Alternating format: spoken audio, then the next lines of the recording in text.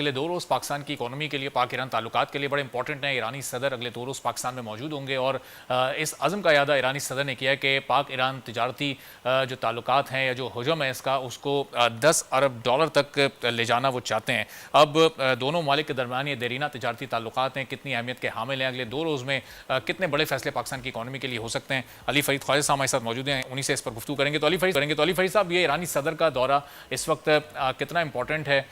کون کون سے ایسے شعبے ہیں جہاں پر کوئی معاہدات ہو سکتے ہیں پاکستان اور ایران کے درمیان؟ پاکستان کی ایکسپورٹ کتنی بڑھ سکتی ہیں اس دورے کے نتیجے میں؟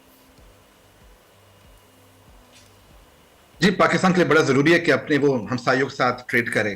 دنیا بھر میں زیادہ تر کنٹریز جو ہے وہ سب سے پہلے ٹریڈ جو ہے اپنے ہمسایہ ملک کے ساتھ کرتے ہیں. انفارچونیٹلی پاکستان کی سچویشن ایسی رہی ہے کہ ہم بھارت کے ساتھ بھی ٹریڈ نہیں کر سکتے، افغانستان کے ساتھ بھی کوئی فارمل ٹریڈ نہیں ہے، چائنا کے ساتھ بارڈر بہت چھوٹا ہے، اور ایران کے ساتھ ہماری ٹریڈ جو ہے وہ یو ایس سینکشنز کی وجہ سے وہ بھی بڑی لمیٹڈ رہی ہیں. تو سو پوٹینشیل ہمارا، اگر پاکستان نے اپنی اکانومی کو گرو کرنا ہے تو ہم کئی دفعہ بات کر چکے آپ کے شو میں بھی کہ پاکستان کو ڈالرز کی ضرورت ہے اور ڈالرز ٹریڈ سے ہی آتے ہیں. تو ہمارے لیے تو بہت ضروری ہے کہ ہم ایران کے ساتھ ٹریڈ کریں. اس کا ہم سب کو پتہ ہے کہ جو مین کرٹیکل ہنڈرنس ہے وہ پولیٹیکل پریشر ہے یو ایس کا ان کے ایران کے ریلیشن شپ کی وجہ سے.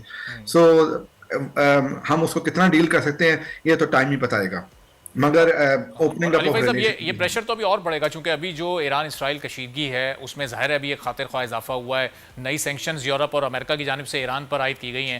تو اس تناظر میں پھر اس دورے سے ہمیں کیا کچھ حاصل ہو سکتا ہے؟ جی، آپ بالکل صحیح کہہ رہے ہیں کہ سب سے جو امپورٹنٹ جو ٹریڈ ڈیل ہم ایران کے ساتھ جس کے بارے میں پچھلے 20 سالوں سے کام کر رہے ہیں وہ گیس پائپ لائن ہے، جس کے اوپر ہمیں پتہ ہے کہ یو ایس نے ابھی تک کوئی پازیٹیو انفیکٹ نیگیٹو ہی اوپینین دیا ہے.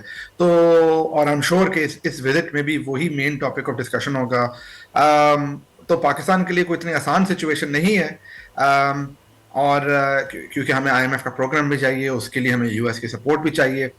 سو آئی ڈونٹ نو کہ کتنی زیادہ پروڈکٹیو رہیں گی یہ میٹنگز، مگر پاکستان کے لیے ایران کے ساتھ ٹریڈ کرنا بہت امپورٹنٹ ہے. صحیح. اور علی فیض صاحب، یہ گیس پروجیکٹ جو ہے یہ پہلے ہی 10 سال آلریڈی ڈیلے ہو چکا ہے. اب اگر یہ تکمیل کے مرحلے میں جاتا بھی ہے، اس سے پاکستان کو گیس کی فراہمی شروع بھی ہوتی ہے، تو کتنی گیس پاکستان اس سے حاصل کر سکتا ہے؟ جو اس وقت پاکستان میں گیس پرائسز ہیں، کیا اس پر کوئی امپیکٹ یہ ڈال سکے گی ایران سے جو سستی گیس پاکستان حاصل کر سکے گا؟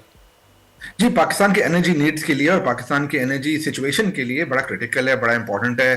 آپ اپنے شوز میں مہنگائی کے بارے میں بہت دفعہ تذکرہ کرتے ہیں، عوام کو اس کا مہنگائی کا بہت زیادہ نقصان ہوتا ہے، مہنگائی سے افیکٹ ہوتا ہے.